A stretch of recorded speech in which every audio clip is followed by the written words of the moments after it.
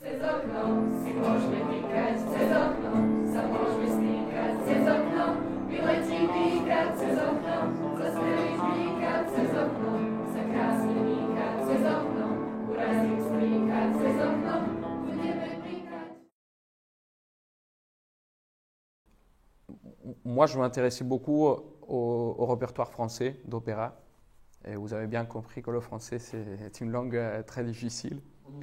Donc, et c'est un atout de bien maîtriser le français parce que on chante souvent en français et il n'y a pas assez de chanteurs dans le monde qui chantent bien en français. Donc, et pour ça, il vaut mieux vivre dans le pays. Parce que vous avez vu, il y a plein d'exceptions, il y a des choses qui s'apprennent là. Bah, après, dans une école bilingue comme vous, je pense que vous avez les mêmes avantages à peu près, mais c'est quand même bien de faire un séjour dans un pays francophone pour apprendre les subtilités de la langue, parce que nous aussi, dans l'opéra, on fait du théâtre. Donc Carmen, c'est l'opéra le plus joué au monde, par exemple. Donc il y a énormément de chanteurs qui chantent Carmen, mais qui chantent mal. Donc, ça, c'était l'une des raisons pour laquelle j'ai choisi Strasbourg. Donc, la France, on va dire. Donc, Strasbourg, j'étais pris là. C'était la première audition que j'ai réussi, donc, et la plus intéressante aussi. On était formés professionnellement, c'est-à-dire qu'on avait des cours de phonétique, de langue, de style, d'italien aussi, d'allemand aussi.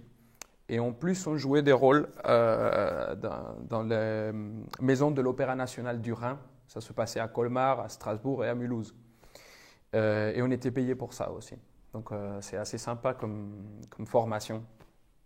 Voilà. Et quand Diego il dit chanter mal un opéra, c'est pas la voix qui est mauvaise ou comment dire, que le ténor il chante faux ou Oui, pardon, je ne suis pas spécifié. Non, c'est que ton français il est compréhensible, mais à peu par près, un ouais. français, par un étranger, c'est encore plus compliqué. Et donc. C'est peut-être un atout de bien chanter, surtout aujourd'hui, parce qu'il y a tellement de chanteurs d'opéra. Et c'est pas non plus, on va dire, c'est pas énorme, mais quand même, il y a de plus en plus. Les conservatoires forment de plus en plus de chanteurs. C'est-à-dire qu'il y a plus de chanteurs que des théâtres, parfois. Donc à l'époque, je travaillais avec un agent qui avait un contact avec le théâtre de Banská Bystrica. En 2023, il m'a donné ce contrat et je me suis dit, bon, c'est chouette. C'est ce qu'on appelle une création, c'est-à-dire qu'on faisait une mise en scène pour la première fois. C'est toute une production il y avait beaucoup de répétitions, un mois et demi à peu près. Donc je me suis dit, c'est chouette. C'était la deuxième fois que je chantais en Slovaquie, mais la première à Banská Bystrica, je ne connais pas, ça a l'air chouette. Écoute, on prend le défi, on y va et on va voir ce qui se passe. Et du coup, depuis ce jour-là, depuis les premières répétitions, j'ai senti une connexion spéciale avec le pays. J'aime beaucoup, et surtout à Banská. Donc je parlais avec Amy aussi, je suis très content de rejouer ça. C'est assez atypique, les théâtres qui refont des productions dans l'année. Normalement, surtout aujourd'hui, ils font des productions d'opéra. Plus tu vas dans l'Occident, plus tu vas vers l'Espagne, on va dire. Tu fais une production même au Chili. Tu fais un mois de répétition, tu fais 2 spectacles. Après, la production part avec les costumes et tout au garage, quoi. Et voilà. Et ici, ça se rejoue et je trouve ça assez chouette. Ça te donne l'opportunité aussi de connaître au mieux les gens, les artistes, les différentes façons de faire.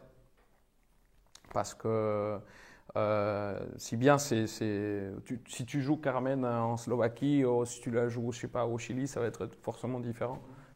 Donc, Amy aussi disait ça, qu'elle a vu les petits que vous avez préparés du chœur. Et Émile était très émue parce qu'elle a vu comment sa culture, parce que c'est sa culture à elle, sa langue, ça voyage tellement dans un endroit qui malheureusement on ne connaît pas assez, comme au Banska Bystrica. Tu vois des enfants qui chantent parfaitement en français, même avec l'accent marseillais. Donc, parce qu'elle vient d'Avignon. Nous, au Chili, on a les Andes.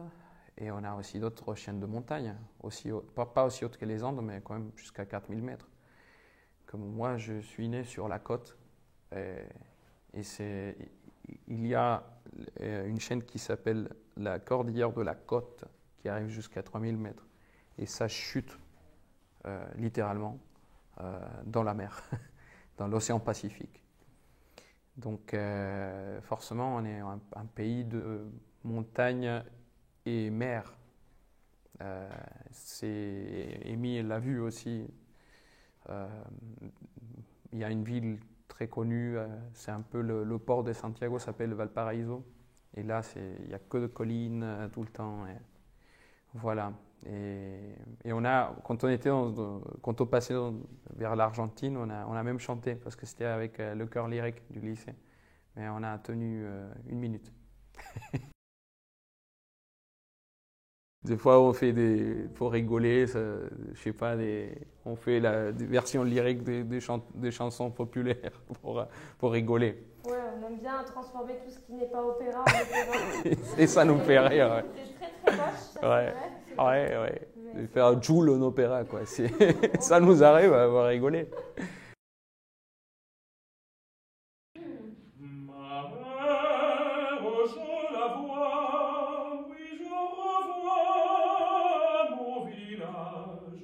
Au souvenir d'autrefois, doux souvenir du pays.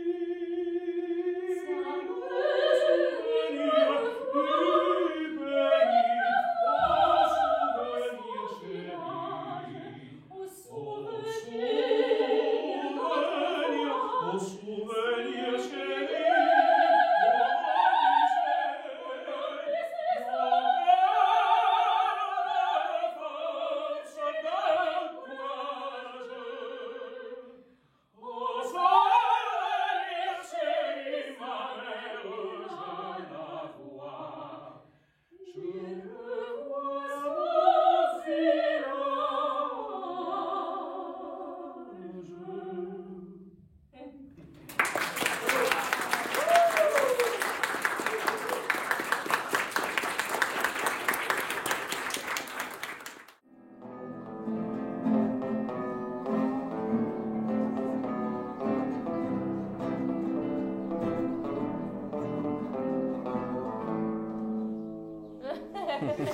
Bravo.